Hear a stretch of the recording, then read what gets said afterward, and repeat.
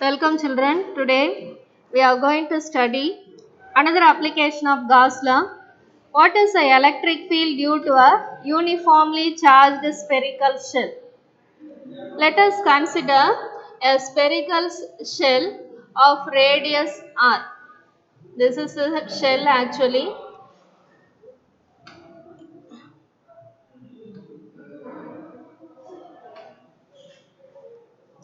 So this shell you have to consider, and the radius of this shell is r. And we are going to calculate the electric field at three different places: outside the shell, on the shell, inside the shell.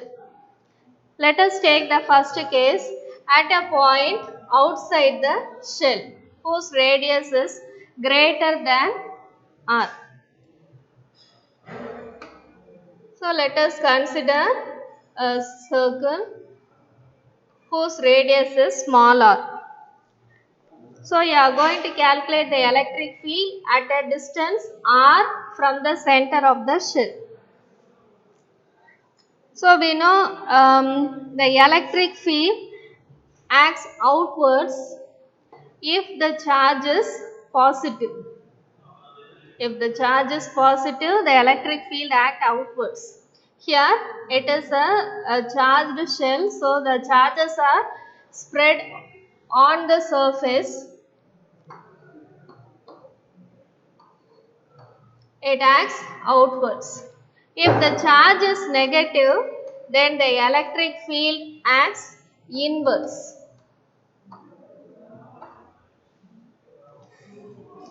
We know from the Gauss law, phi integral over a closed surface E dot dA is equal to Q by epsilon naught. That is the expression for Gauss law. Using this only we are going to find the electric field at a point outside the shell. Here, in this case, if you see, this is the shell. Here, if you take dA is nothing but the area vector. At any point, the area vector acts outwards, and the electric field also acts outwards. So, what is the angle between the area vector and the electric field? The angle between them is 0. Because both are acting along the same direction. As a result, E dA cos theta. This can be E dot dA can be expanded as E dA cos theta, and here theta is equal to 0 and cos 0 is equal to 1. So we have integral over a closed surface E into dA is equal to Q by epsilon naught. And we know the electric field is also a uniform electric field. As a result, we can take E outside. If we take E outside, integral over a closed surface dA is equal to Q by epsilon naught. And this is a regularly shaped object. It is a shell. Therefore, the surface area also we know. So, integral over a closed surface dA. dA is a smaller area that is taken on the sphere, and if we integrate for the entire surface, the surface area will become 4 pi r square. This is for the sphere. So, if you substitute this value in the equation, we will get E into integral dA will become 4 pi r square is equal to Q by epsilon naught, or E is equal to 1 by 4 pi epsilon naught Q by r square into r cap. So this equation indicates that the electric field is radially outward if Q is greater than 0. Q is greater than 0 means the charge is positive. If the charge is positive, electric field acts outwards. If the charge is negative, that is Q is lesser than 0 means then E acts inwards. The electric field acts inwards. So from the expression, what do we come to know? E vector is equal to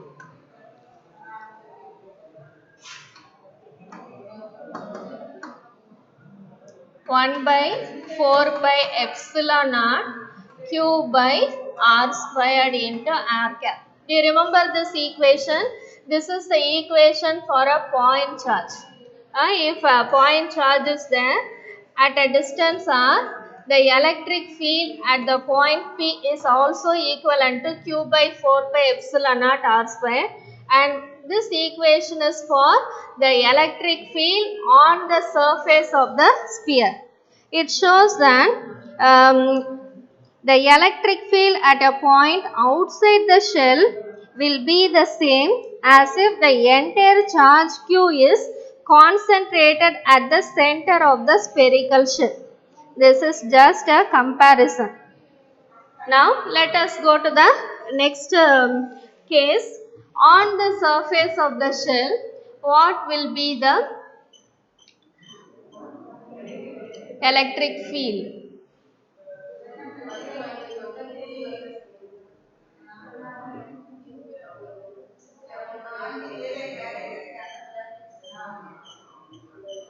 On the surface means here this is the surface. Here at this point, what will be the electric field? It is very simple. In place of small r, we have to substitute capital R, because in the case B, R is equal to, that is on the surface of the shell. On the surface, what is the radius? R is equal to R now. Therefore, we can write the electric field as E vector is equal to Q by 4 pi epsilon naught R squared into R cap, where R cap is the unit vector. Now look at the third case. What is the third case? What is the point? What is the electric field inside the shell, whose radius is taken as R? It is also again taken as R. So inside the shell, what will be the electric field? That we are going to calculate now.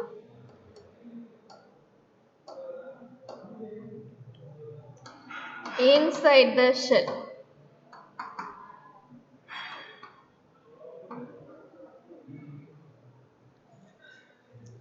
So inside the shell, we have to take a Gaussian sphere of radius R.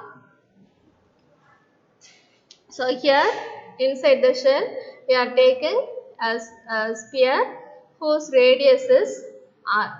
This radius is equal to R. So again you have to apply the Gauss law. Integral over a closed surface, E dot dA is equal to Q by epsilon naught. So what is the value of integral dA?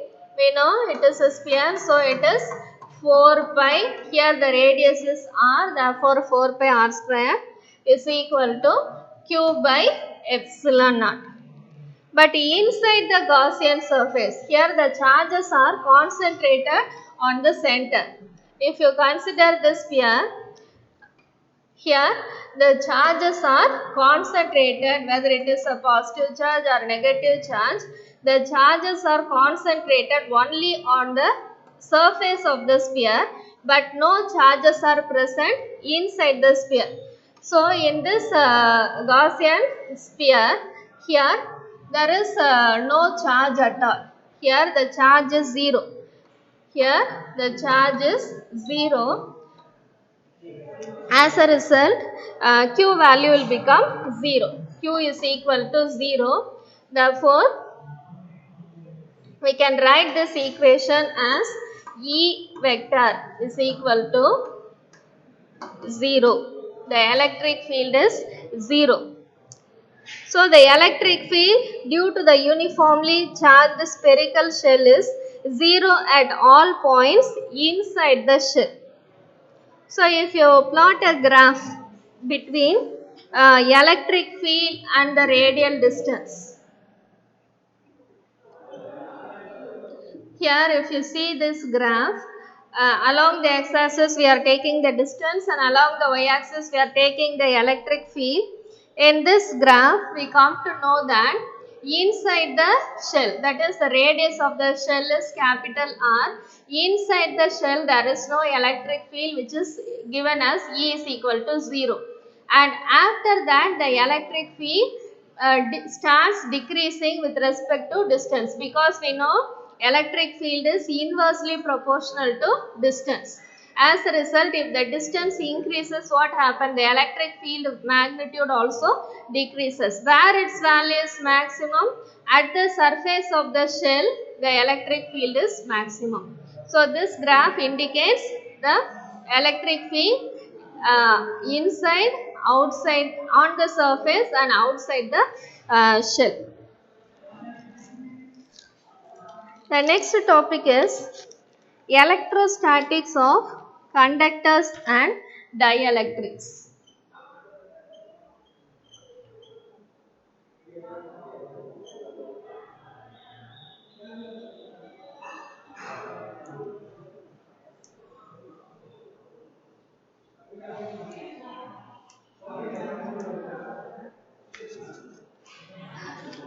So let us see what is conductors and electrostatic equilibrium.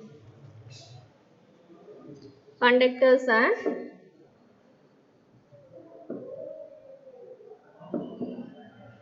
electrostatic equilibrium.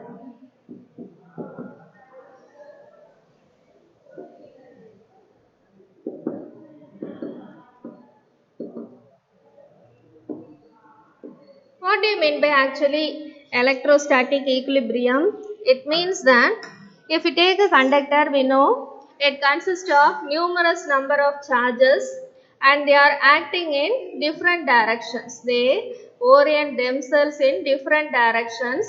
As a result, we can say the net motion of the electrons in a particular direction is 0. So if we touch a conductor, we will not feel any electric shock. The reason is that the net current inside the conductor is 0. At this condition, we can say that the conductor is in electrostatic equilibrium. Now we are going to study the properties of a conductor at electrostatic equilibrium.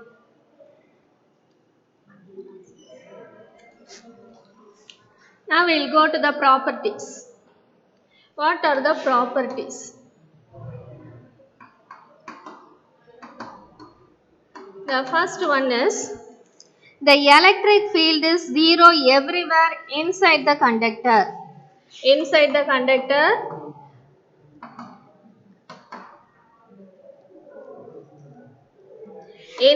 conductor, electric field is 0.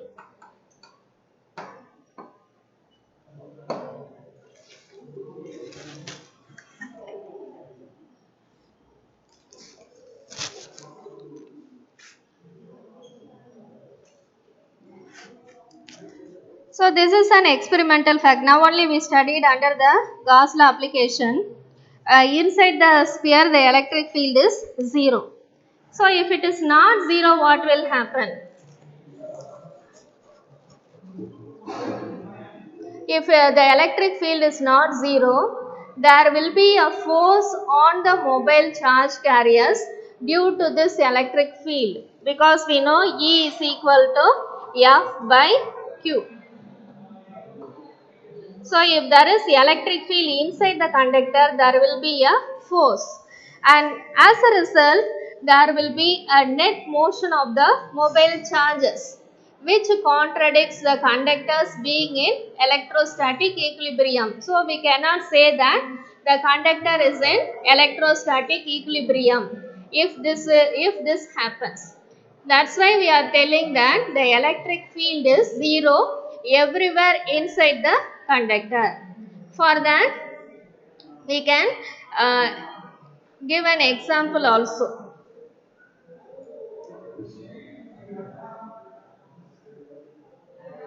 Look at this diagram.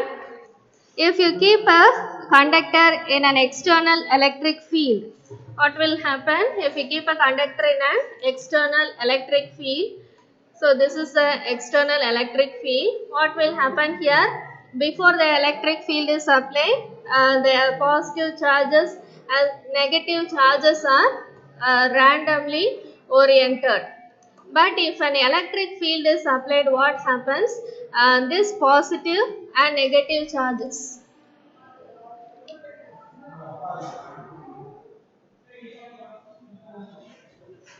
So before applying the electric field, positive and negative charges are evenly distributed over the conductor. Under the influence of the electric field, what happens? The positive charges are moving towards the negative end. So they are arranging towards the negative side, and negative charged particles are arranging themselves to the positive side. As a result, what happened? This diagram indicates the under the influence of the electric field. So the negative charges are arranged in one direction, positive charges are arranged in another direction. As a result, an internal electric field will be created. How this internal field is created? We know external electric field acts from positive to negative terminal. So it represents the external electric field. This is the direction of the external electric field. But if the charges are distributed like this, the internal electric field is from positive to negative terminal inside the conductor, and it produces another electric field, which is the internal electric field. And this distribution of charges continue till both the distribution of charges, that is the internal electric field, equals the external electric field. That is, the external electric field is nullified by the conductor's internal electric field. Then the conductor is said to be in electrostatic equilibrium. And this will happen very soon, within 10 power minus 16 second. Within 10 power minus 16 second this will happen. So it is an instantaneous process. So this is the first property. The second property is there is no net charge inside the conductor. Inside the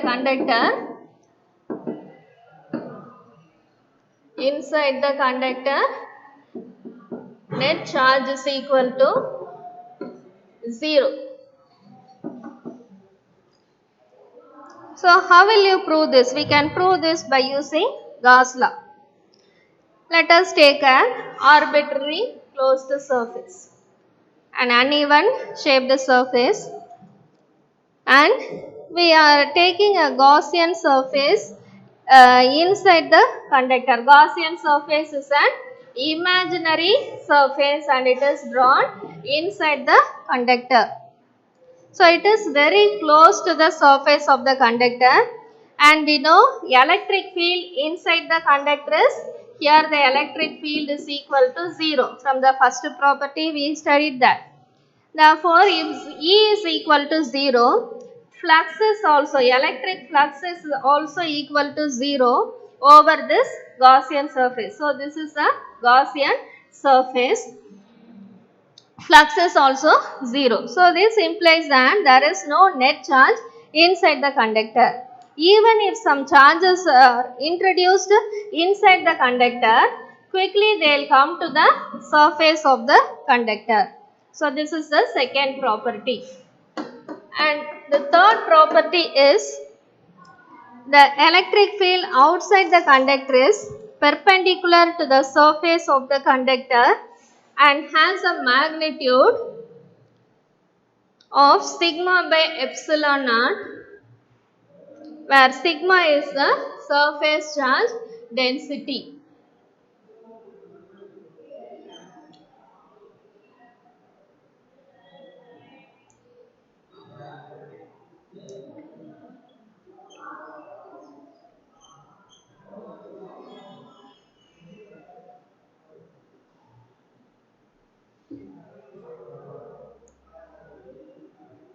The electric field outside the conductor is perpendicular to the surface of the conductor and has a magnitude of sigma by epsilon naught, where sigma is the surface charge density at the point.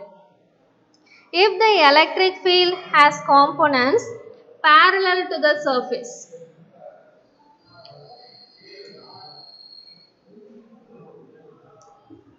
look at this diagram.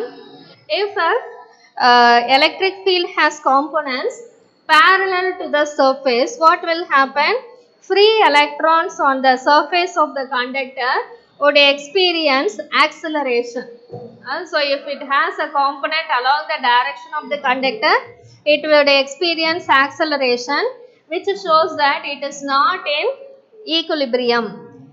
So, in order to maintain the electrostatic equilibrium, the electric field must be perpendicular to the surface of the conductor at all the points. Look at the second diagram.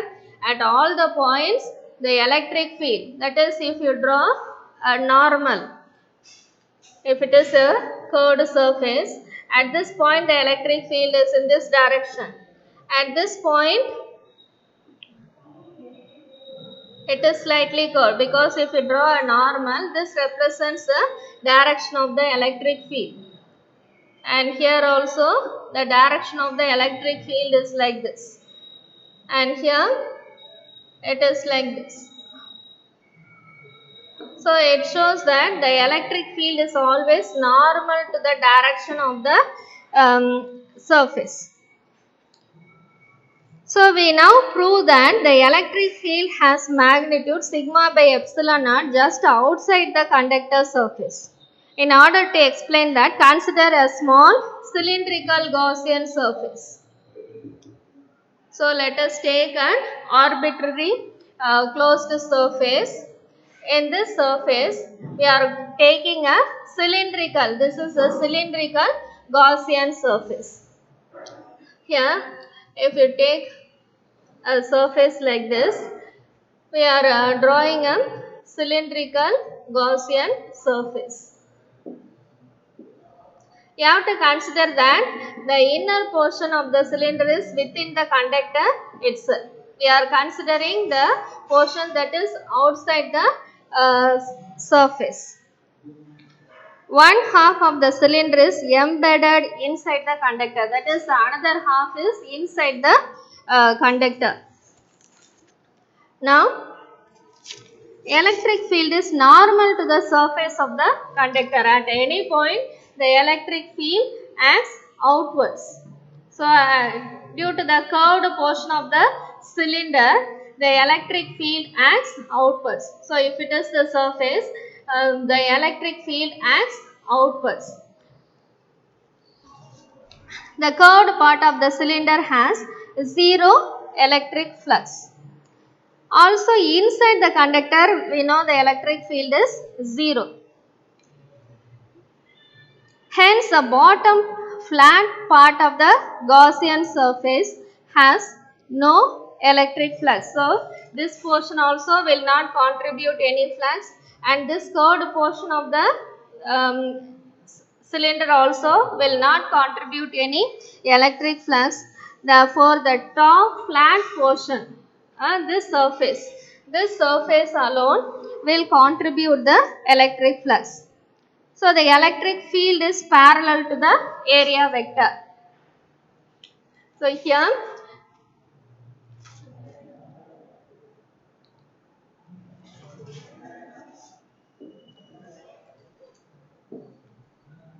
this is the portion outside the surface and another portion is inside the surface. Here the electric field is outwards at all the points. Area vector is in this direction. Here theta is equal to 90 degree. So the curved portion will not contribute any electric flux, therefore we will not taken that into account, and inside the conductor the electric field is 0, therefore this portion will also not contribute any electric flux. But if you take this curved surface, the area vector is, that is, if you take a small portion, the area vector is acting in this direction and the electric field is also acting along the same direction. Therefore, theta is equal to 0. So, only this portion will contribute the electric flux. Therefore, we can write the equation as E into dA. If you integrate dA, we will get A is equal to Q by epsilon naught. And for the surface, we studied the surface charge density. Sigma is equal to Q by A, or Q is equal to sigma A. If you substitute that, what will you get? We will get EA is equal to sigma A by epsilon naught according to Gauss law. Because what is Gauss law? Phi is equal to Q by epsilon naught. So in place of Q, we have substituted sigma A. So in vector form, how will you write this equation? A and A get cancelled. Therefore, E vector is equal to sigma by epsilon naught into n cap, where n cap is the unit vector outward normal to the surface of the conductor. And if sigma is lesser than 0, if it is a negative value, then the electric field point inverts perpendicular to the surface. This is the third property. And the fourth property is the electrostatic potential has the same value on the surface and inside the conductor. Electrostatic potential has same value on the surface and inside the conductor and inside of the conductor.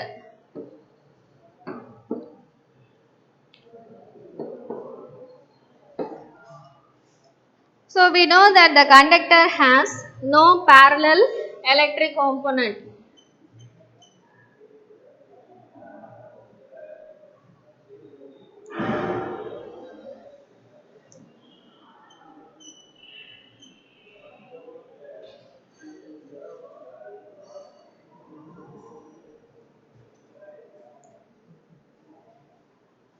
The conductor has no parallel electric component on the surface, which means that charges can be moved on the surface without doing any work. Here we are talking about the equipotential surface. This is possible only if the electrostatic potential is constant at all the points on the surface and there is no potential difference between any two points on the surface. So on the surface, the potential remains the same.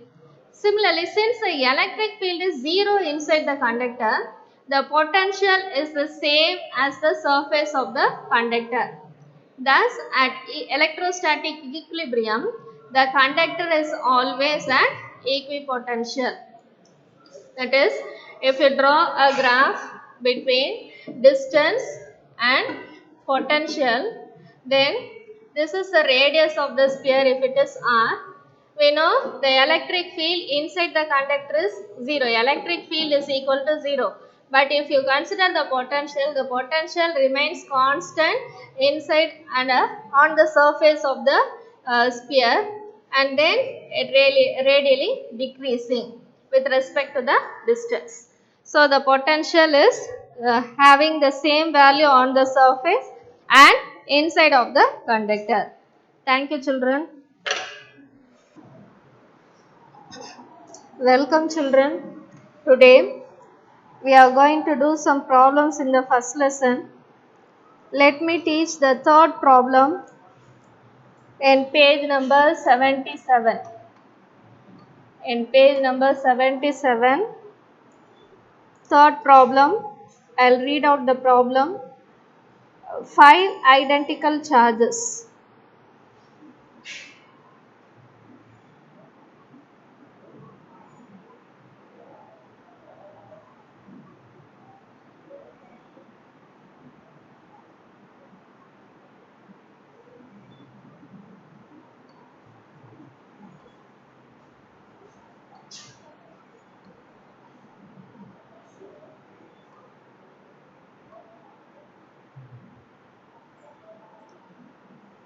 Each charge is represented as Q, are placed equidistant on a semicircle as shown in the figure. Another point charge Q is kept at the center of the circle of radius R. Calculate the electrostatic force experienced by the charge Q. So you have to calculate the resultant force experienced by the charge Q. So let us calculate the forces individually. What is the force experienced by small q due to individual charges? So let us take the first charge. You can name it as 1, 2, 3, 4 and 5. So if you look at the first charge, the force experienced, let me draw individually. Due to the first charge, the force is acting in this direction. It is represented as F1 due to Q1. Similarly, if you consider the fifth charge, the force is acting in this direction, which is represented as F5. So, F1 and F5 are equal and opposite. Are equal and opposite, so they cancel each other. They cancel each other.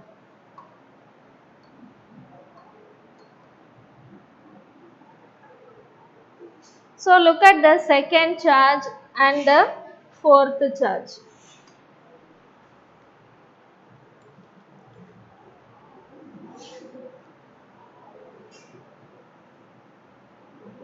Here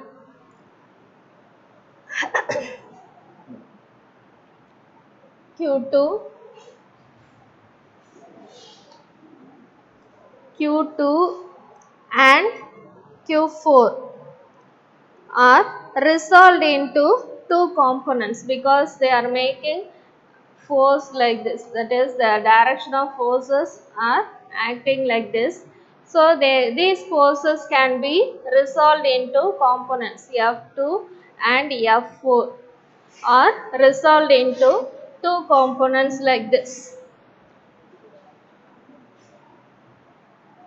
So this is F2 and it can be resolved into two components. Similarly, F4,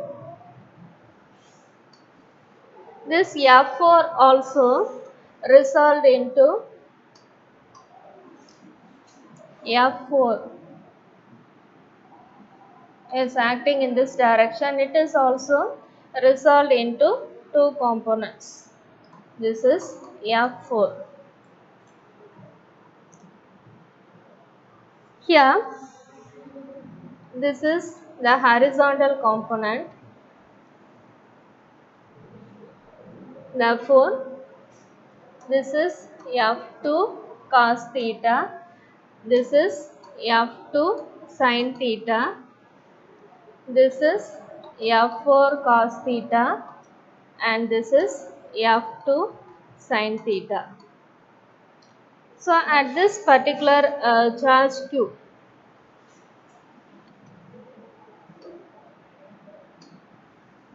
here one of the component is in this direction, another component is in this direction. Similarly, another F2, F4 cos theta, F4 sin theta. Here F2 cos theta and F2 sin theta. F4 sin theta and F2 sin theta are equal and opposite, so they cancel out each other. But cos theta components, they are along the same direction, so the resultant force due to F2 and F4 is because of the cos theta components. So we can write it as F is equal to the total force is equal to F2 cos theta plus F4 cos theta plus F3, because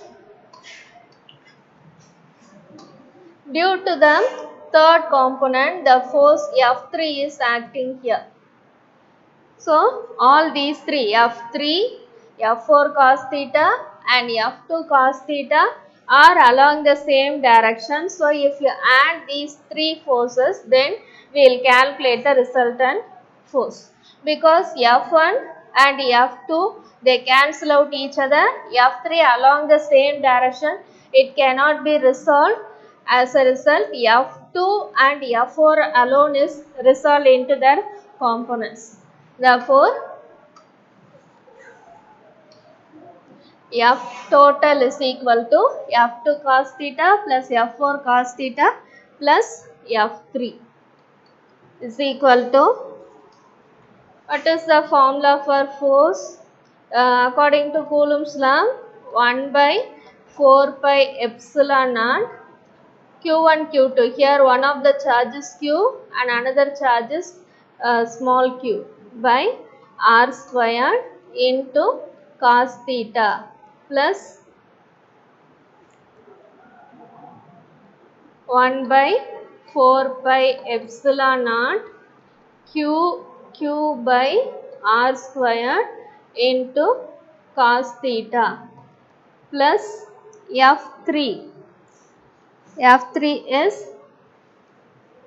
1 by 4 pi epsilon naught q by r squared. Here there is no other component, so simply we write it as 1 by 4 pi epsilon naught q by r squared. So if you sum it up, what will you get?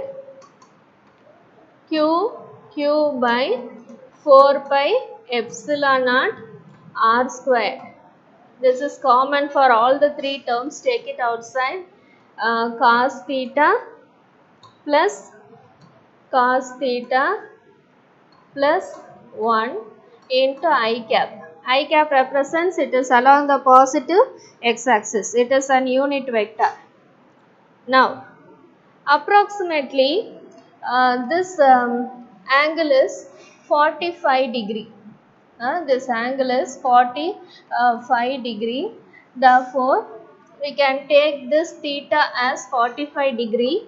Therefore, we can write it as q by 4 pi epsilon naught r squared cos 45 degree plus cos 45 degree plus 1 into I cap. What is the value of cos 45? Cos 45 is equal to 1 by root 2. Therefore, can write this as QQ by 4 pi epsilon naught r squared 1 by root 2 plus 1 by root 2 plus 1 is equal to 1 by 4 pi epsilon naught can be simply written as k q by r squared into take root root 2 common, so can write it as 1 plus 1 plus root 2 is equal to into I cap is equal to k q by r squared into 2 plus root 2 by root 2 into I cap. So this is the total force experienced by the charge small q due to all the 5 charges Newton. K is equal to 1 by 4 pi epsilon naught. So this is the answer, total force experienced. The next problem is the fourth problem. It is in page number 77. Suppose a charge plus q on Earth's surface and another charge q is placed on the surface of the moon.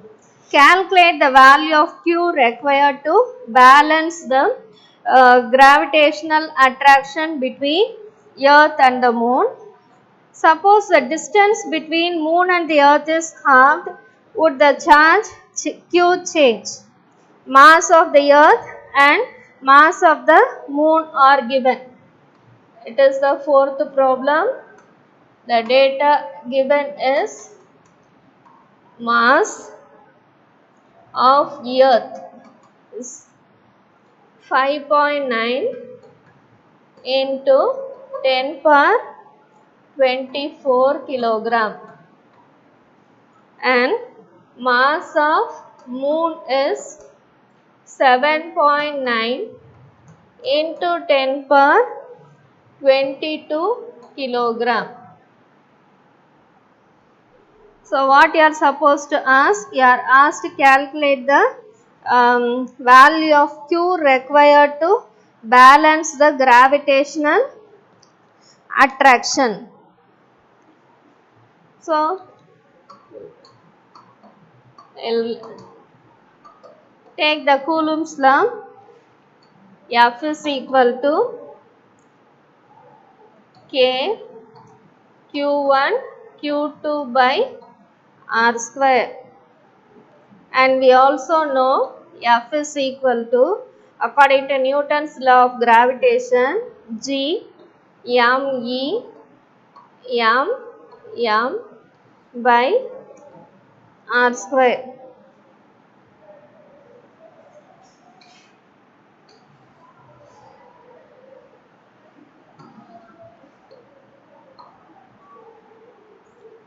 Now we are equating the two forces, Coulomb force and also the gravitational force.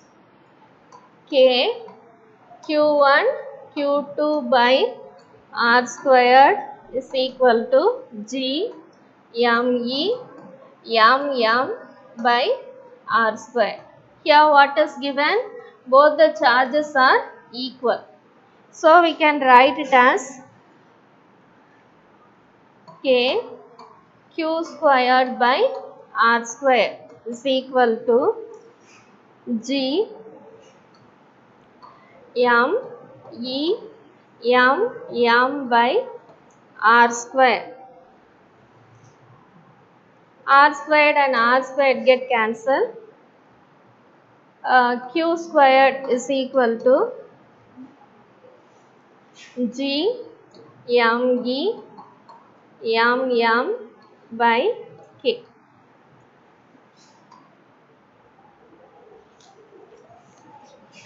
Substitute the values, we'll get What is the value of G? 6.67 into 10 power minus 11. That is the universal gravitational constant. 5.9 into 10 power 24 into 7.9 into 10 power 22 by the value of K is 9 into 10 power 9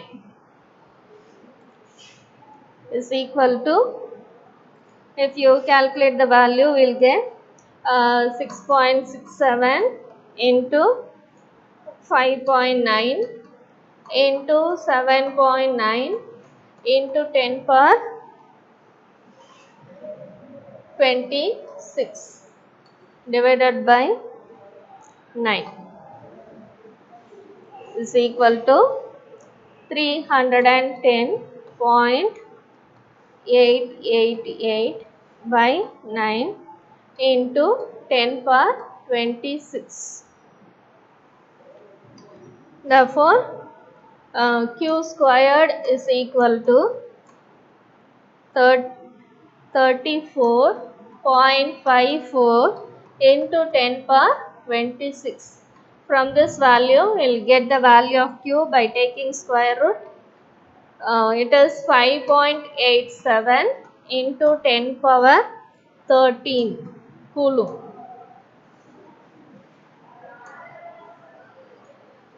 So, the first part of the sum is over. The second part is, if the distance between the moon and the earth is halved, would the charge Q change?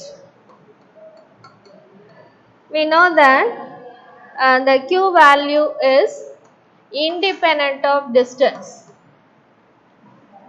Independent of distance. As a result, what will happen? The value of Q won't change. The value of Q won't change.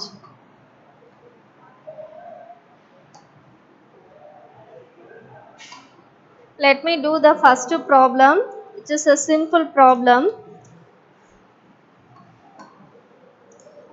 When two objects are rubbed with each other, approximately a charge of 50 nanocoulomb can be produced in each object.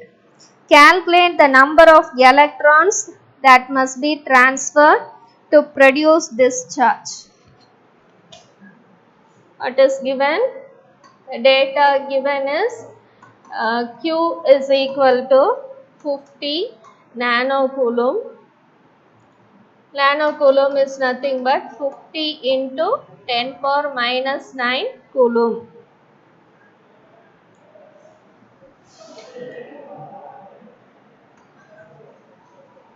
So, you are asked to calculate the number of electrons.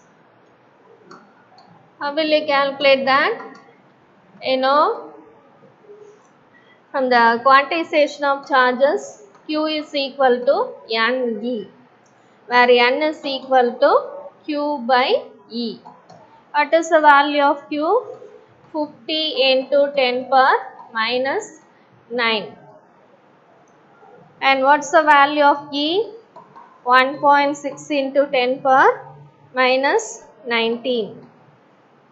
It is equal to 3.125 into 10 power 11. So, N is equal to 3.125 into 10 power 11 electrons. So, we calculate the number of electrons like this. Thank you, children.